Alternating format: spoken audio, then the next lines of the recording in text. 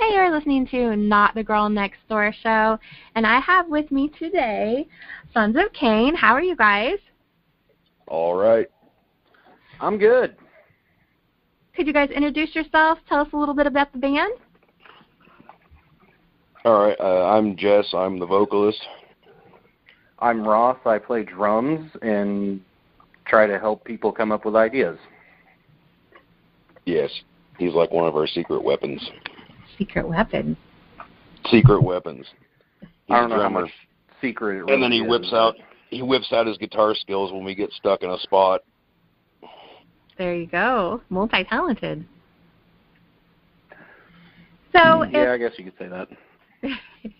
So tell the listeners who haven't heard the band before, tell us what kind of sound you guys bring and, you know, a little bit about the music itself. Ross, you first. Well, I mean, I just moved to this area about 5 years ago, and these guys were looking for, well, Jess was looking for a drummer, and I was like, well, I can play drums, and then he knew that I played guitar and that I did all this other stuff, so he originally tried to get me to play guitar, but then we couldn't find a drummer, so I started playing drums. And then we found a drummer, and then I started playing bass because I didn't have a bass player, and then I started playing drums again because the drummer quit, and then it's just been a pretty nice little roundabout for me. I've kind of went to every single position except for vocalist because I didn't have to do that part. Jess had that covered. Just when I'm late for practice. Yeah, occasionally when he's late for practice, I will grab a microphone and play drums and try to sing, but I don't know any of the words to the songs, except for one of them. Yeah.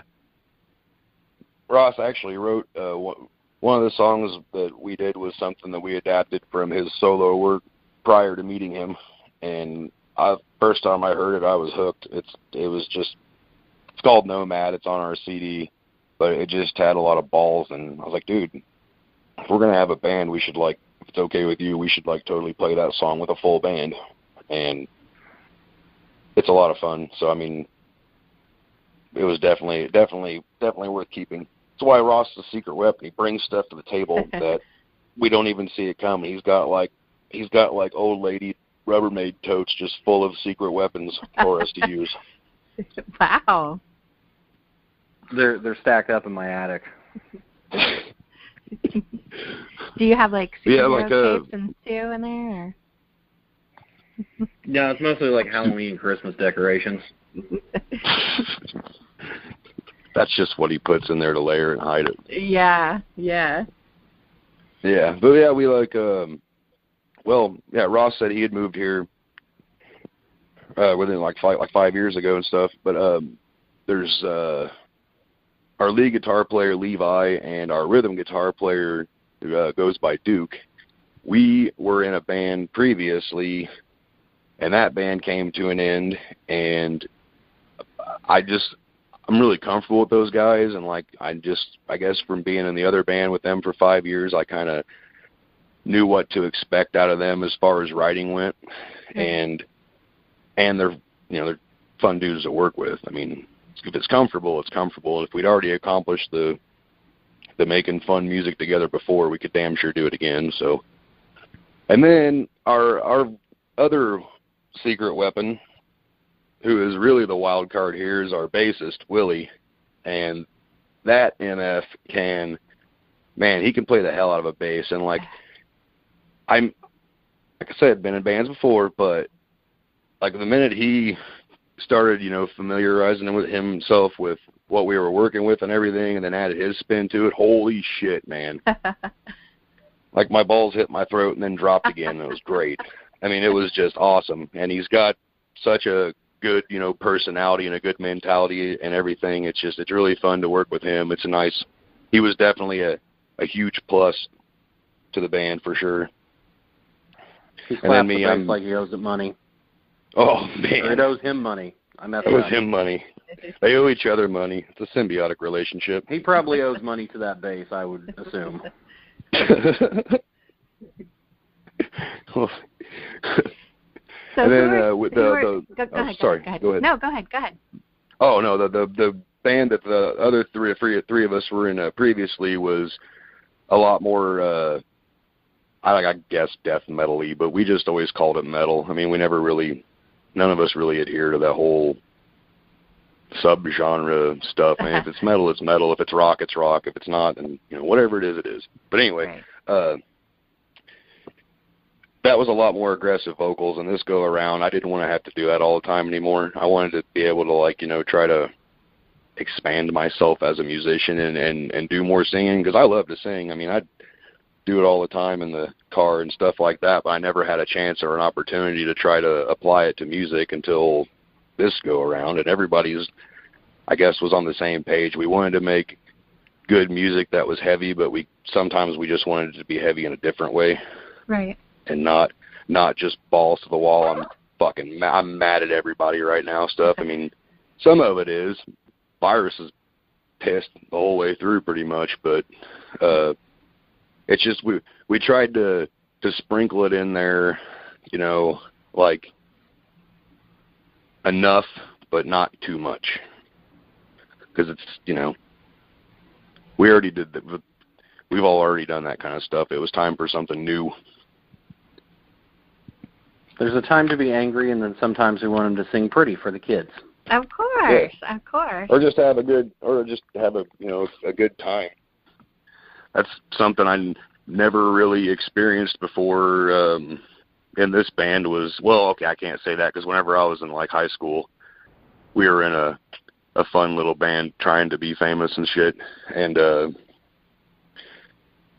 after that, music's always been, therapeutic, I guess is a good way to say it. And doing all the heavy, angry, dark stuff that, you rage about in your young metalhead youth or whatever, that was pretty cool. But trying to expand on that, get all that, get it differently. Just do something that I was really going to be able to be proud of, something I could feel good about, something that is going to hopefully incite people to have a good time instead of just, wanting to.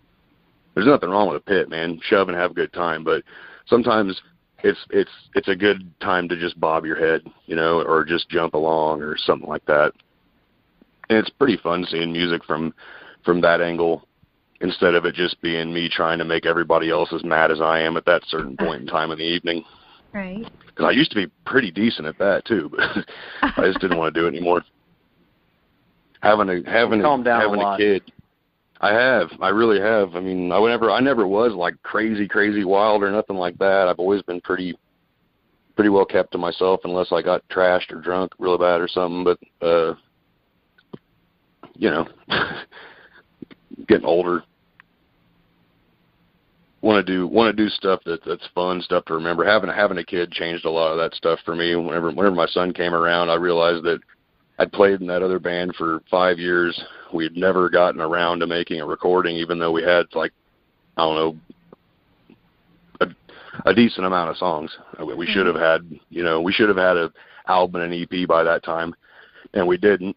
And my kid's really into music, mostly the same music that I'm into as well. And, I didn't even have anything to show for it, to show him. And started messing around with this band, and we started writing songs that were pretty cool. And it's just a little different. I have a little more pride in it. It's not so much like I'm going out there and screaming all my demons away. It's now I feel like I'm doing something that he's gonna think is pretty neat when he gets older. So that's a pretty cool way for me to look at it too. Ross, you talk. Yeah, I don't have any children. Well, so. Who influenced you guys then? I mean, like, what kind of music were you, Ross and Jess? What were some of your influences who shaped who you guys are? We'll let Ross start this one out because we can see how far the arc goes on this one. I was going to say my three favorite bands are the Misfits, Pantera, and ZZ Top in no particular order. That's just the top three, end of list all the time. I grew up in Southern Illinois, so I listened to a lot of, classic rock, a lot of country music, a lot of, like hardcore punk music. And then like when metal came around, it was, I just got done listening to hip hop and all this stuff. And then it was like, oh, you got to listen to this music. It's real heavy. And I started listening to real heavy music, and I started going from metal to death metal to like the heaviest stuff I could find. And then I was like, well, this is all well and good, but I want to play some stuff that's, like this, but not this. And that's when I started my band. I used to play guitar and sing for a band a while back, and like basically what influenced us, everybody said we sounded like Pantera, and I was like, well, no shit. But when we got into this band, I mean, Jess has a pretty big influence with Slipknot, and he more or less like more the vocal direction and stuff like that, and I was just like, well, that's cool, but, you know, I'm also going to play drums like I know how to play drums. I was in a classic rock cover band for years, so, I mean, I just kind of play to a groove, and as long as I get locked into a groove, I'm good to go. But pretty much my influences are all over the place. I'll listen to anything that's got a good beat to it. Okay, and well, now we get as far to as I talk go, about Slipknot. No, you won't. I like more bands than just Slipknot. I like Zakk Wylde, everything he does too. Yeah, I do. You're right. Love them. I don't care. I don't care if people think they're Nickelback light. That's just a shitty way to describe something great. Anyway, Nickelback Ice. Ooh. Because they're harder. Anyway, dick. My young life was pretty much Hank Williams Jr., Johnny Cash, Waylon Jennings, probably Johnny Paycheck in there somewhere, a lot. Led Zeppelin, about every damn AC/DC album you could think of. And that was like probably, Guns N' Roses' Appetite for Destruction. That was my like childhood, I would say, between the ages of nutsack and 6, probably. And then my mom got into like, you know, hair bands like most people her age at that time did. So it was Poison. I love Poison. I don't care what people think. I don't care what people think of their music and how trashy it is. It's awesome because they made a bunch of money off of it. Definitely. Twisted Sister, which is a given because my favorite wrestlers were Demolition and Legion of Doom, and then Twisted Sister's kind of a pink and bright green version of those guys. Then I started getting into stuff that was like Ugly Kid Joe. Metallica was in there a little bit, but I was never like a huge Metallica guy. I mean, I had like everybody has the quintessential songs they love, and that's that. And then after, I think it was soon after that's whenever I first started, like, I think it was, no, it was probably still Metallica. Moved into Korn. Once I found Korn, I was a changed person. Mm-hmm. I had just started playing music at that age, and I think it was guitars what I started with, and I couldn't play like Angus Young, and I got really bummed out, and I took what I would probably call the idiot's way out and decided I should play bass because their songs are super easy to play on bass and I could sound cool. So I kind of screwed myself out of a better musical education. But anyway, Korn changed me. I had never heard anything so angry or sad in my entire life. Mm-hmm. Like when everybody heard Daddy for the first time, if you didn't feel sad for just a second, then you're not a fucking human being, because that was the most gut-wrenching song of in the history of anything at that point in time. And then onto that, I discovered lots of new metal really quick. Static X, I'm a really big Static X fan. I'm actually going to see them at the Forge here in July. I was going to ask you what you thought about that whole, because, you know, it's split down the line for a lot of people. A lot of people think it's a cash cow, and a lot of people are happy that it's happening. So, no, you know. I don't know how true the rumors are, because obviously I'm not a member of the band or the inner circle, but I've read a lot of stuff about that, and they never got to give Wayne a proper send-off from what I read, Tony and Koichi and Ken J, because I saw that they were barred from the visitation and everything, and from the party or whatever that Tara Ray threw afterwards. I don't know if that's true or not.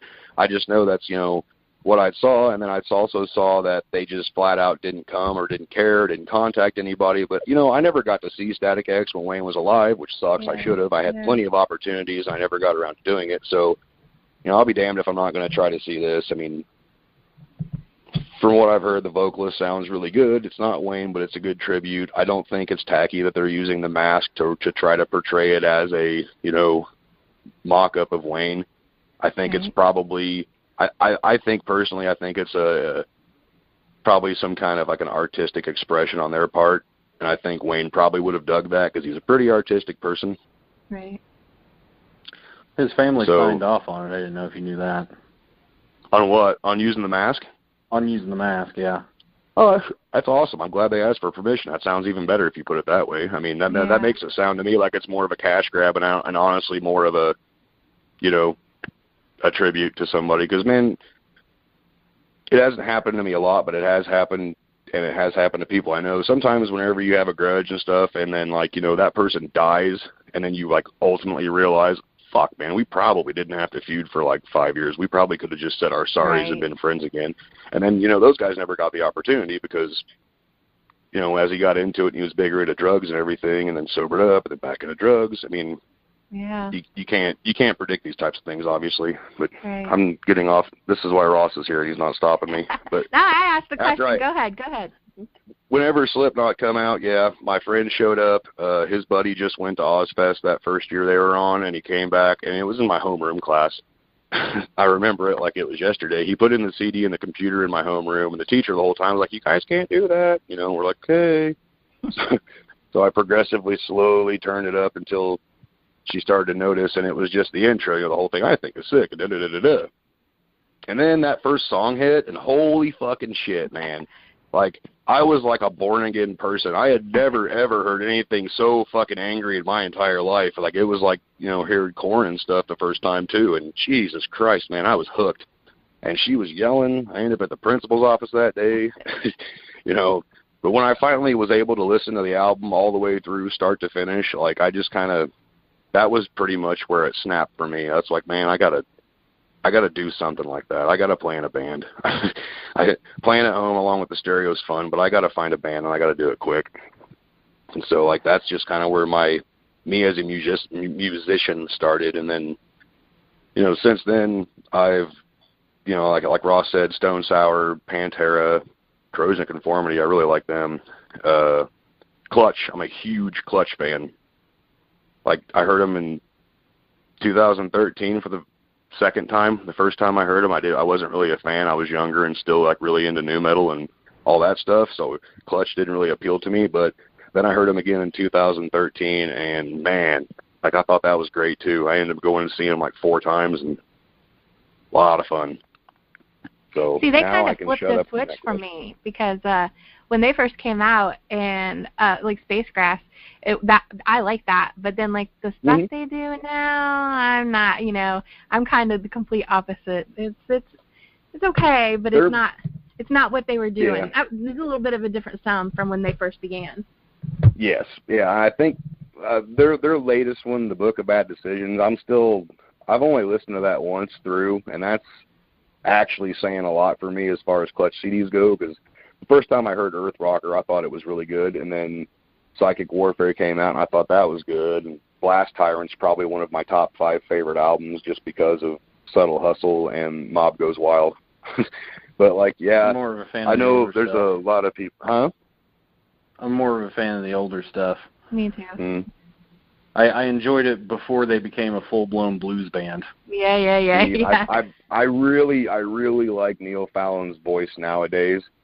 I mean, maybe that's what it is. I guess me being as a singer, I really appreciate the voice, and I think his gravelly voice he had when he was younger was, you know, that was cool for the music and stuff with that. But I guess I just like the way his voice flows now. It seems like he kind of, well, he never really got really aggressive. So I mean, I think his voice is like a fine wine. It's just been aging. But that's just my opinion. Jess is more of a motherless child type person. I'm more of a binge and purge type person. I'm more of a DC Korn soundtrack really person. Changed me too, you know. Yeah, I mean, whether it's in a can or on the cob, I mean, I love it. The little baby ones you get in your Chinese food. Oh, those aren't good. No, I have to say, did you get a chance to ever see Slipknot when they first came out? When they first You know. No. Because that was I'll never forget the first Slipknot concert I went to. I was like, what? And this is like have a heart attack psycho energy. I mean, I'm pretty short. I'm like 5'2", so I'm always at the rail. I have to be. It doesn't matter the show. I'm always there. I'll show up 3, 4, 5, 6, 7 hours early. And I thought, oh my gosh, I mean, just massive energy and massive. I don't know. It was pretty amazing. Yeah. Do you want to hear a real kick in the nuts? Yeah, I had to ask. It's been a huge fan since, like, you know, that first Ozfest when I heard him, and would have loved to have been able to go and seen him. But let's see, that's a good way to put this. The discipline in my household, whenever I was an unruly teenager, involved losing every fucking thing I loved. And, you know, so whenever it finally came time for me to spread my wings and fly out of the house, I flew straight into a brick wall of weed and alcohol, which then turned into cocaine. So I stopped doing that. I stopped doing that pretty quick. I realized really fast that was a stupid idea, you know, but at that point I already had to make up for damage I'd done, and then I couldn't afford cool stuff like concerts because I was always broke from paying fines and everything else. So when I finally got to go see Slipknot was the All Hope Is Gone tour, because I was supposed to go see them whenever they did Mayhem Fest during the Volume 3 tour cycle, and I couldn't because I had to work.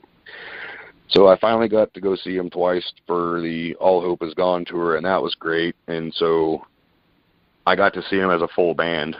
As a full, not, I guess I can't say original band, but since 99 band or 98 band.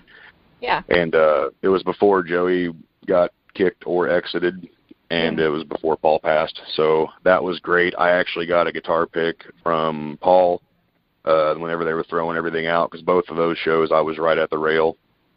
And I still have it actually in my merch cabinet. I'm actually an autograph and merch whore too. I love them. Really? I have tons of them. Yeah. But so that's like one of my special things. Oh, sorry, Ross. Go ahead, man. The first time I saw Slipknot was 2001. The Pledge of Allegiance tour came through St. Louis. Oh, God, down. I'm so fucking lucky.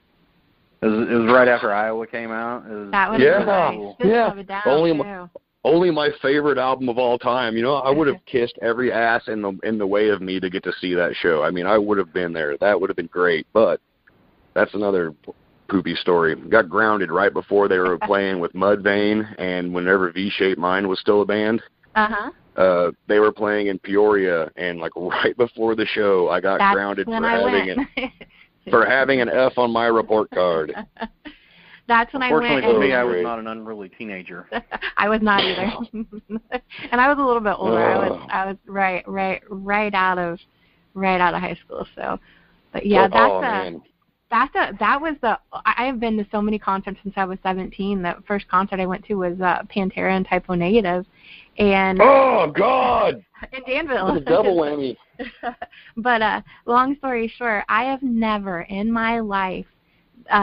Nobody's ever tried to hurt me ever, except at the Slipknot concert in Peoria, and I went to a few in Peoria to be truthful. But this guy put his hands around my neck and was like trying to choke me out on purpose. Like literally, it is the only one time in my life that I had to actually be pulled out by the security guards because he was choking me on purpose because he wanted, the rail where I was at. And I was man, like, that sucks. Yeah, it was like what you were talking about. It's ridiculous, when you go out there to be in the mosh pit and when you go out there, to have fun and rock out. But like when people are out there and they're like brutality, like Mortal Kombat, and kill you, that's a different story. That's not fun. So yeah, one time when I saw them, actually it was the same tour that I was just talking about. The All Hope Is Gone when they had Devil Driver as direct support. And Jesus Christ, man, that was probably the coolest pit I've ever seen in my life. And the best thing about it was I was just like 3 people from being sucked into it, because I was trying like hell to keep my spot right up there. I love being at the front, like you were saying. I love watching the show right there and seeing stuff and everything. So I was like watching and waiting for my turn to get sucked in, and it didn't happen. So I ended up nudging a guy into it, though, because he kept trying to scoot in between me and this other guy next to me, and it was really screwing up my spot because I was right in front of Mick Thompson, and that's where I was staying. And so I just kind of like bumped him, and then he got sucked away, and I didn't have to worry about him anymore. So that was cool. But this is why I like to stay a respectable distance away from anything that's happening. and a lot of people do, like usually I go with, a couple girls, and they've got, it always ends up just me by myself, and trust me, I'm not a very tough person. I just make friends with the people that are beside me, so, know, and they're my friends, so for the show at least, I mean. So how is the show for you guys? Do you guys have energy like we're talking about? Because from what I saw on Facebook, the live videos, the videos I saw posted of a live performance, you guys have quite the energy as well. Yeah. I mean, I don't know. I don't even remember what Ross calls it, but I get kind of like in this little wobble thing that goes on, and I guess that's my energy. And then I usually headbang. Yeah, you rock back and forth. Yeah. I don't know why I do it. I just do it. I'm not even in tempo correctly. I am in my head because I know when my heel or my ball of my foot hits the floor when I tell it to, that that's what I was trying to do. But I don't know. And I do a lot of headbanging. Like a Willie moves around quite a bit. Yeah, I guess he did, didn't he? Willie moves around quite a bit, and what's funny is Duke might as well be one of those fucking Indian cigar statues at some shows, and then sometimes you'll get him. But he's like, I mean, you want to talk about old Mr. Stoneface? I love the guy to death, but man, I don't know if that's just because that's how he is, if he's concentrating, or if it's his nerves. I've never asked him. I just let him do his thing. But, yeah, he'll stand there and, sometimes he'll move a little bit. Sometimes he'll turn, smile. But, like, there was one time whenever we played a show quite a few years ago with the other band, I swear he just hid behind his stack the whole night, and I didn't even see him. But, yeah, we try to portray the energy of what we're doing the best we can. It varies, I guess, because I mean, local yokel story here, but sometimes you play to like 6 people who are really into it, and like those people being really into it makes me happy, and then maybe I'm a little more into it, and sometimes you'll have a room with like 30 people in it or more or whatever who are just kind of like, bobbing their heads along. And I mean, if it's the vibe we're getting on stage, then odds are it's probably the vibe we're going to portray. But I mean, the energy level of the crowd is always the most important thing because it just fuels us to do more. I mean, I don't know why or how it happens. I just know I like it. It's more of a focus to get the crowd energized than to get us energized, because don't let the videos fool you. I am always tired all the time.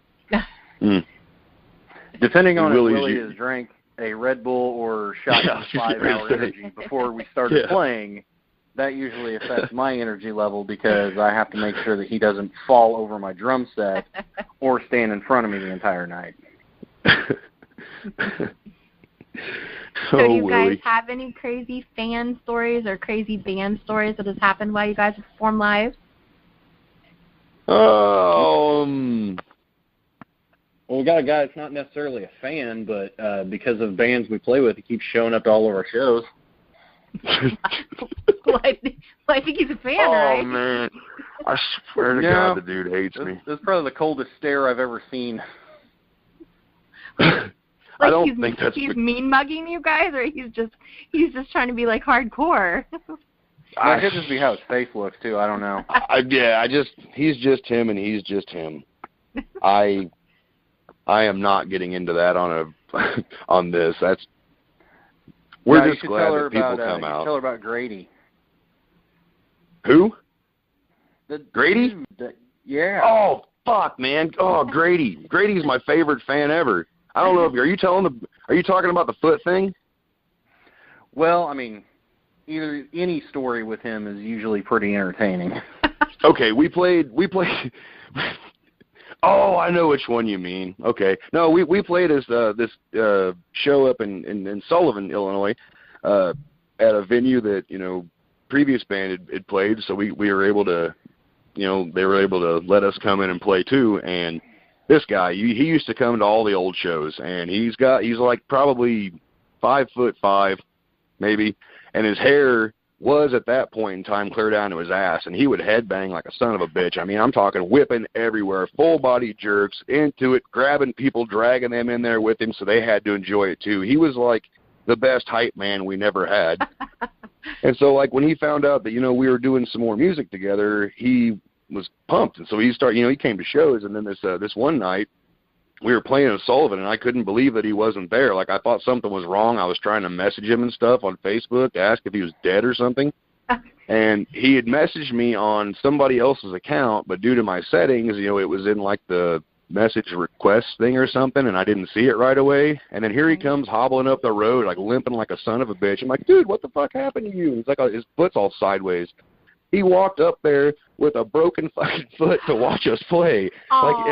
Like, and he was barefoot, and I think he came from like 10 blocks away, and I was like, dude, like, why didn't you just ask me for a ride? And that's when he told me that he'd sent me messages that I hadn't seen yet. And I was like, oh my God, I'll give you a ride home. That's a hardcore I was like, dude, fan. you're the best ever. And then he came inside, he thrashed out just as hard as he normally does, aside from having a messed up foot. And eventually he had to take off because he was in a pretty good amount of pain. But that dude there, man, if we had 5 fans like him, we'd never have a shit show. I wouldn't give a fuck how many other people showed up. As long as there was people like him there having a good time, damn, man. I mean, that guy there, it's literally, I have looked that dude like eye to eye and just felt the energy he was trying to have at that point in time. And it's really, I mean, it was cool. That guy's a cool dude. We have, the story I think Ross was talking about is we had played at that same venue before, and he had snuck in a big bottle of Fireball. It was a Halloween show sort of thing, I think, and he was wearing this homemade, like, papier-mâché fucking weird-ass zombie mask.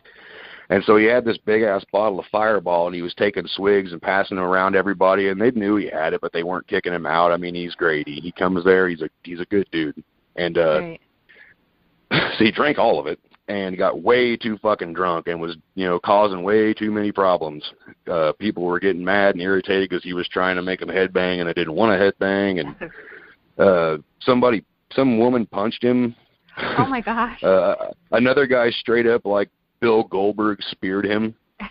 They ended up kicking him out. I believe it was like 3 or 4 different times that night they threw him out. And he kept tearing off pieces of his homemade mask and sneaking back in because he would look different.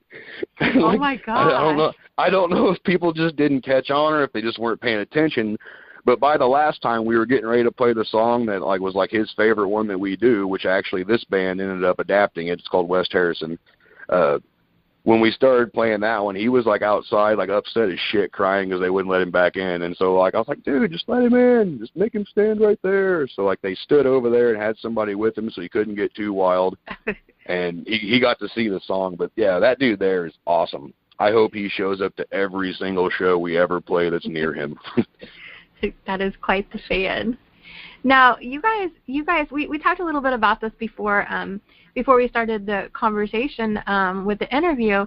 You guys are basically Central Illinois. I'm in Paxton, so I'm East Central Illinois. I'm a little bit north of you guys. How is the music scene where you guys are? Is there a lot of following for rock bands, or like you said, is it hard to get the draw? Because I'm not gonna lie. 15, 20 years ago, when I was younger, Champaign was the place to go. Anybody could show up to a venue that was a band and nobody would know them, and, it would be packed. And we all know it's not like that now. So how is it where you guys are? Hey, Ross. Yeah. Guess what she saw on the Facebook today? What was it, that conversation you had with the venue? I did see part of that because there was somebody from Champaign, I think, that had posted part of it too. Because and that is the question. I mean, I was telling Jess that I have friends in cover bands. I have nothing against cover bands, but that's how it is. I mean, it just seems like that the draw is for the bars to bring in the cover bands or the venues to bring in the cover bands, and they get paid a shit ton of money. And nobody wants to pay the local bands, the local rock bands or metal bands, and it's hard. So is that what you guys have experienced too? Yep. it's a gamble for it's a gamble for them, and I understand from a business point of view. I understand exactly what they're saying. I know that their object is to put asses in seats and sling liquor and poker games all day long. Like, I get it. That's understandable. But I also know that there are normally per 28-day cycle or whatever you want to call it, per month or whatever, there is there's Friday, Saturday, 4 weeks, so that's 8. There's 8 days on the weekends. And now somebody commented something about having a local spotlight night, and that's awesome. That's a very awesome step forward. I get that too. But it's like on a Thursday. And around here in our area, a lot of those are on Wednesdays. Now, my whole band, Ross, me, Willie, Duke, and Levi, we all work. You know, we have jobs, and we do have vacations, but Willie's got kids. I've got a kid. Ross has a fiance, and they have stuff they want to do. You know, both guitar players have families. Yes, they have cats. And you know, we have to be able to balance our vacation time between super awesome show opportunities and pleasing our families or personal lives as much as possible without overdoing it on one or the other. And that's why, like, when someone's like, "Hey, man, you guys can come play down here anytime. We do this on this day, you know, insert shit ass weekday." Right. From 9 p.m. to whatever. I'm like, man, I got to be at work at 6 a.m. And as much as I would love people, you know, to hear stuff, as I stated before, I'm getting older. I have a child and I have responsibilities. So, I mean, I can't just drop everything, run up here and, you know, drive 40 minutes away and jump on a quick open mic thing, man. I mean, it's not that big of a deal if the venues don't want to take a gamble on paying local acts. Don't pay us.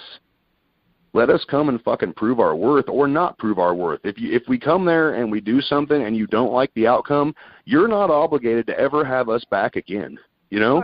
If you don't like the turnout, if you don't like the crowd that showed up, if any of that shit doesn't align to what you think you need in your bar, you have all the right to tell us never again. Of course. But don't tell us no based on nothing. You know, don't act like it's like we can't build a draw of people who want to come unless we have a place to play. And if we can only play at one bar here and then maybe another bar in St. Louis, you know, we're getting fucked royally. I mean, it sucks. It really sucks. And I know it's a money thing, and I understand that part of it. And that's what makes it so freaking hard to, you know, usually I keep all my comments about that to my personal feed, and I don't let it get out because I don't want to upset venues and I don't want to upset promoters because I understand that they walk a thin line too on this kind of stuff. And today, like, I had an accident and let my inside words get on the outside, and boom, there I was. So, like, the facts are still there, though. I mean, these guys are like, well, you see, they don't want to book this type of band because they don't know if you'll be able to draw a big enough crowd. Like, well, I can't work on a band drawing a crowd strictly off of promoting Facebook stuff alone. I mean, they have to be able to come see us. We also have to do our part, like, you know, make like a music video or make a live video available and stuff like that. But, I mean, it's a little bit different watching it on somebody's phone recording as it is compared to coming and seeing a live show. And, it's really hard. It's really hard to try and not make an ass out of myself over something because I feel so strongly about it. I don't hate or dislike or think cover bands should be outlawed or anything stupid like that. I'm not here to take your cover bands away. I just want, like, I think that, you know, the musicians, we have so many, and it's not nearly as big of a gamble, and goddamn it, somebody has to take a fucking stand and try to make the scene better again. I mean, it's sick right now. That's what I meant by whenever I said that it's that like that kind of booking, that style of booking is cancerous to the local scene. Not the booking of cover bands, the booking of, like, huge, expensive, like, spending money on that much money. I mean, golly, I don't know how much the licenses cost as far as BMI and ASCAP or whatever it is go. I have no idea. I know it's a pain in the ass because Yeah. Well, there's a venue here in my town, my hometown where I live at right now, Windsor, and he was just talking about it's a pain in the ass, and he wished he could just get by on, he wished that there was enough of a draw for original music, so he, that the cover band thing would be like, something that would kind of phase out, and that's coming from a venue owner. I mean, I don't think he would want to maybe cancel it out all the way, but I know that he said it would sure lighten the load as far as the fees go, because they're vicious on those fees. And he says if you don't, and if it gets out there or something happens where, something was played in your place, then you get the shit fined out of you. And that sucks too. That can also shut down a venue. Yeah, there was one in St. Louis, I believe, that someone was talking about that was pretty popular, and they got pinged for like 3 songs or something. That was all it was on the charges, or however that stuff works out.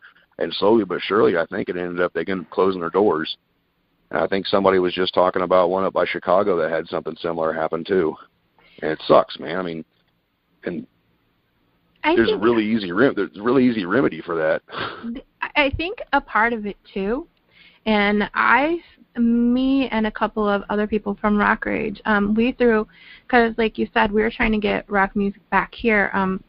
We have a connection with a bar in Thomasboro, and even though Thomasboro is not a very big city, we had no support from the bar in essence, that they didn't promote or they didn't do anything, because we said we would, because we got to use the venue and do whatever we wanted. And they have a kick-ass stage and a kick-ass room where it is, but it's pretty big. You wouldn't think Thomasboro would be like that. But anyway, long story short is, sometimes I think that everybody doesn't work hand in hand with each other. In most instances, you have a promoter, you have the venue owner, and you have the bands. So if all 3 of them aren't working to promote the show, no, you're not going to have anything. It can't just be, I don't think it can just be up to the band. I don't think it can just be up to the promoter, and I don't think it can be just up to the venue. I think everybody has to work together to get a good start. Now, I'm not saying that you're going to bring in 100 people and you're going to sell out the venue, but that's what we did. I mean, we worked our butts off on the shows that we did throw. Yeah. And we had a nice turnout, and it wasn't a built-in crowd there at all. It's just, I think a part of that is everybody has to work together. We didn't have any cover bands. We did it the first show. We had a cover band, but on the second show we didn't. And even, I mean, there's nothing, I don't think there's anything that should be said that like I said, they should be allowed to do their thing. I mean, if some dude wants to get up there and fucking wail on Pink Floyd, if he's passionate about it, fucking kudos to him, man. You feel the music. That's the fucking point of music. You're supposed to produce something that feels. And if you're playing something and you're channeling it through yourself and you're actually having a good time, cool. But that doesn't necessarily mean that you get a $1,500 price tag. Of course, I mean, exactly. Like, somebody else already fucking made that shit. Somebody else already owns that. Someone tours on that, on like periodically, and so like that's I guess that's my point. And it's not even, my bitch it hasn't ever even been with the cover bands necessarily. I fucking love watching cover songs. A lot of my favorite songs are 80s songs that my favorite bands covered. I mean, I can't sit here and act like I don't like them, because fuck it, man, everybody likes to go see a good cover band. Like when somebody rips into fucking Nothing But a Good Time, even if it's a shit version of Nothing But a Good Time, guaranteed if I'd had any beer, I'm yelling. It's an awesome song. It's just that, it's just like somebody commented on that. I don't know if it's the same post that you are talking about, or if it's the other one that somebody else shared that I also commented on, but somebody said that they always thought that the whole reason to use the cover band thing was either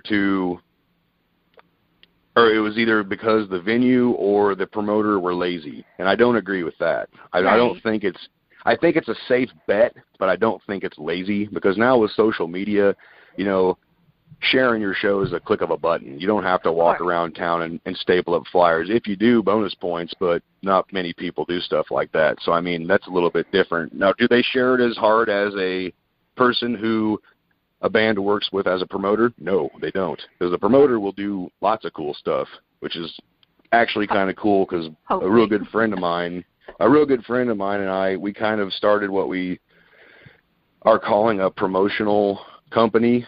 I mean, we don't have any sponsors, and we don't have any capital. We won't have any income because it's not about us making money. But we called it Field of Screams Presents. And essentially what we're going to try to do is talk with venues and try to secure access to the venues and then build shows off of that. And what really spurned this into motion was Kyle and myself met up with the owner of the Lucky Dog Pub here in Windsor, Gentry, hell of a good dude.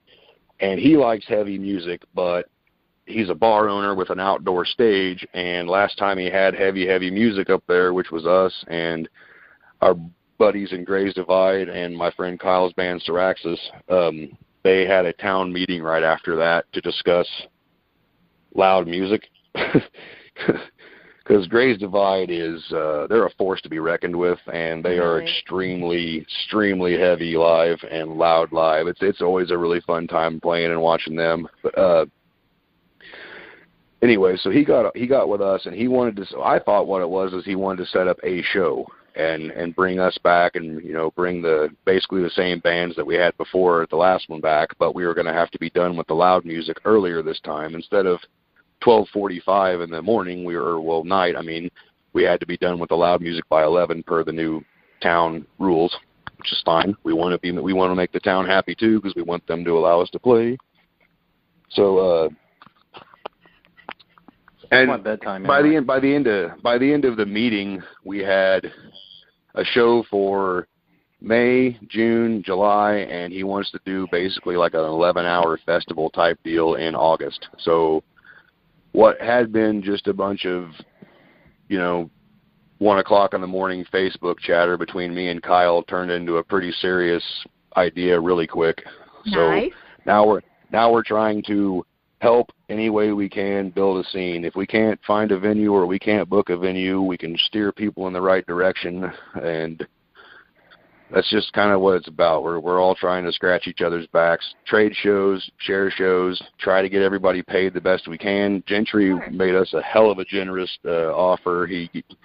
This isn't huge money by any means, but for what we're doing and the frequency we got is pretty good. But it's $350 or some stuff like that or whatever, and that's a pretty good thing for us because that means we get to pay the bands and we get to pay everybody, and that's awesome. Because normally when people get to go out and play music, they don't get paid with dick. If you make money off the door and no one's ever heard of you, no one's going to show up. No one's ever heard of you because you can't play anywhere. So you go, example for us, driving 2.5 hours to St. Louis to play for, a handful of people because the people didn't really promote that well down there. We did, but we're up here. We have to bring a damn army and school buses down there to make any money off of stuff like that. So lucky for us, we don't worry about that. But anyway, we just want to be able to pay everybody. We don't want people to drive up here from, say, Columbia, Missouri. Like there's a band that wants to come up here and play. We met them in St. Louis. Sons of Cain did, and they're awesome. They were great dudes, super nice dudes, and they put on a good show. They want to come play with us. All right, we're going to try to set a show up with them. Good deal. They'll set up one for us down there, hopefully too. And then 3 Minutes to Live, another band that we met in St. Louis the same night. Those guys slay. Mm-hmm. That's kind of goes back. They were telling me they have trouble getting booked in Nashville, Tennessee, and the guy said unless you were in a country band or some kind of hipster folk band or a cover band, they couldn't get booked with dick. And I was like, in Nashville? You've got to be fucking kidding me. How is this a thing? That's like the music capital of like the universe, and you're telling me you guys can't get booked, and it's crazy.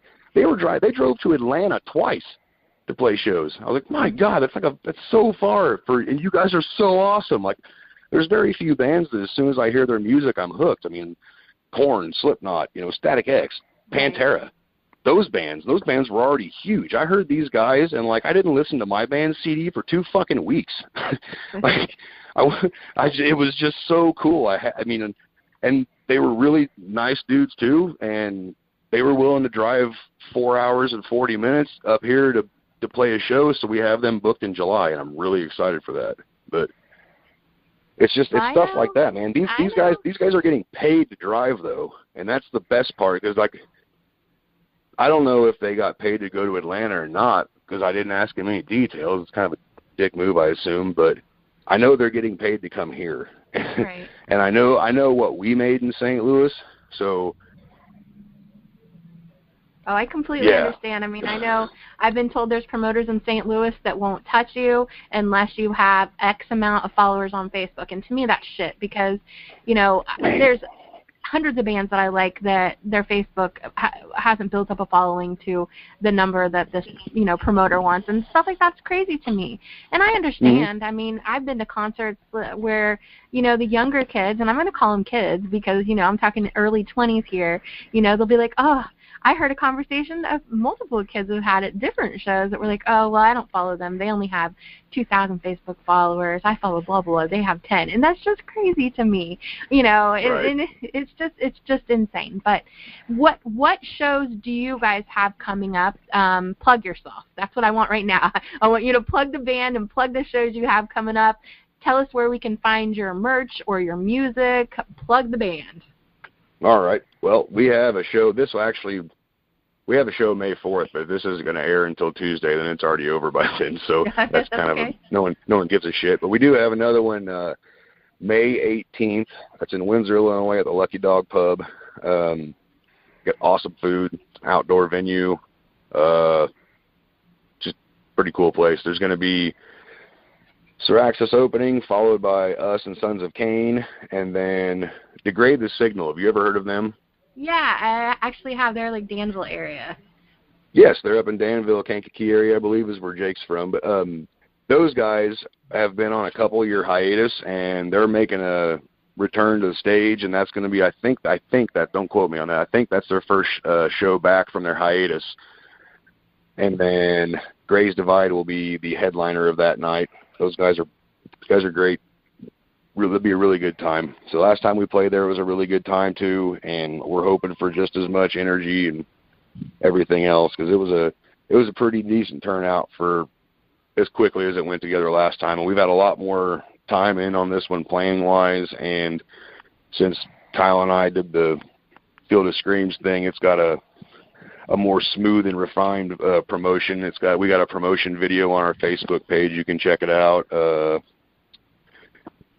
He makes all the flyers. They're usually vivid and weird, but yeah, they're eye catchy. You have to look at them, I guess. Lots of colors and stuff. Okay. And then after that, we are not on the show. I know you said plug us, but there will be another show at the same venue. That'll be the Dr. Orpheus Project, which if you haven't heard of them or seen them, this dude is pretty much just a one-man band, and he shreds. He's awesome. And then Ross, is that his brother? Yeah, his brother does the paintings. Yeah, his brother does paintings while the dude's performing all the music, and by the end of the show, he's got this finished painting that goes over on their merch table, I believe, doesn't it, Ross? Yeah, they usually sell it every time I've seen them. They sell it. Yeah. But now Ryan does. He plays guitar. He has a drum machine, and then he also plays a trombone, which he also has guitar tracks lined up for when he's playing the trombone because he can't do both of them at the same time yet. I forgot about the trombone part, but yeah, that's awesome too. There's also a video screen playing with like every song that he does has like some kind of concept to it, so it has a video accompanied with the song. That's cool. Yeah, it's an amazing show. It's really neat to watch. And see, that's just it's like up. He's probably bigger. He's bigger down in your area, isn't he, Ross? Yeah. Well, I mean, he's bigger overseas. Actually, he's been over there and done a couple festivals overseas before. Oh, cool. Oh my God, it's awesome! I didn't know that. That's badass. Yeah, he's got it written down in his CDs. My fiance loves the Dr. Orpheus Project. She bought all of his CDs. And she's normally not into that kind of music, too, and she absolutely loves it. So where can people find that one's happening in June. Oh, where can people find our music at? Spotify. What? Yeah, one more show plug. July 13th. That's the one I was telling you about. That you said you were already busy for the 2 upcoming shows I mentioned in the email, but July 13th, if you don't have anything going on, that'd be a good day to come to Windsor and watch a show, because that's when 3 Minutes to Live will be here. Yeah, that's definitely a must-see show. We're going to try to we're gonna try to really, really, really shove that one in people's faces. I'm gonna promote the fuck out of that one. But that'll be Syraxis, our buddies in 217 Salute from Decatur, Sons of Cain, and then 3 Minutes to Live. I don't know if that's the standard set order yet or not. I haven't really thought about that, but 3 Minutes to Live will be up here, and that's why we're trying to get enough people to come in and have a good time, because they're coming a long way and they slay.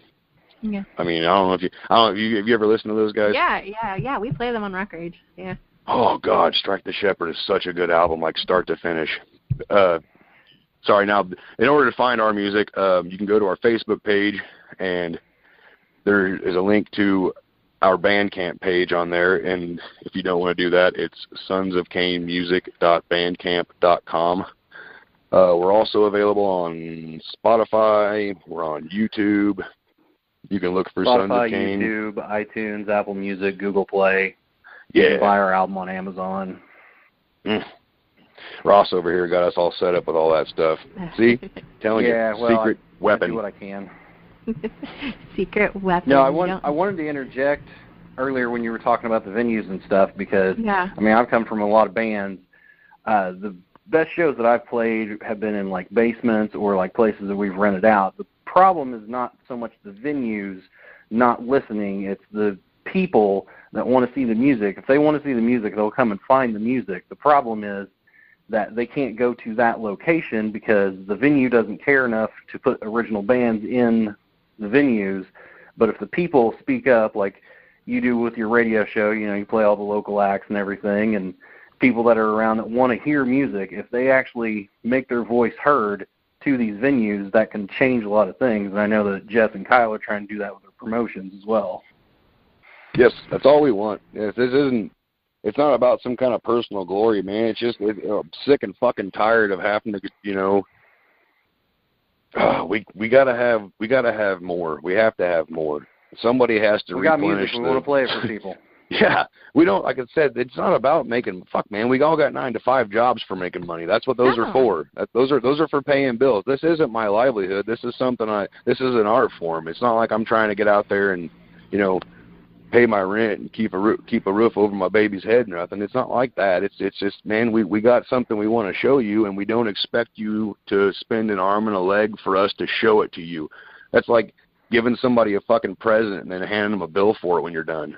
It's like, we're donating our time because we want to be heard. If we can build a crowd and people like what they see, then we can start talking about how we're going to make it right the other way. You know, I mean, once we've got the people to where they want to come watch the bands, and you know, that's all it takes. We have to generate the buzz. We have to get these people to understand that it's not going to be the same as having a high-grossing band in there like a cover band, because we haven't had an opportunity to do that, and we don't have a platform to do it on other than social media or streaming. Right. And you can't. It takes a village to let the people rock. Yeah. No, it's so true. we're just trying to make some waves, man, and get some people to understand that we can have a good time still, and we can still all go home happy at the end of the night, and it's not going to break anybody. I mean, if it starts out slow for the first handful, you have to expect that. I'm sure that's something that all venues and all bars, I know for a fact a lot of bars run into that. Like when they first open, everything's really busy. Then when they hit that first little dry spell where stuff tapers off, they get all nervous. Well, sometimes, like, you know, whenever you're dealing with stuff like this, you got to start out fully aware that you're about to get nervous. Like you don't get that first initial rush. You might if, you know, everybody's friends come to a show the first time, and then you get like the next couple where somebody backs off. It's an up and down thing, and it takes work, it takes dedication, it takes people working together. You know, we don't have fucking time to talk about whose band's better than whose band, or, you know, whose dick's bigger than this guy's dick or whatever. None of that fucking matters, man. All that matters is that we are running out of places to play, and it's just going to keep happening. Everybody has to settle their differences, and what's up, man? I just wanted to say that anything, like any show dates or anything that you haven't mentioned, can be found on our Facebook page as well as links to our music and stuff. I got to run. I want to thank you guys for having me on. No, thank you.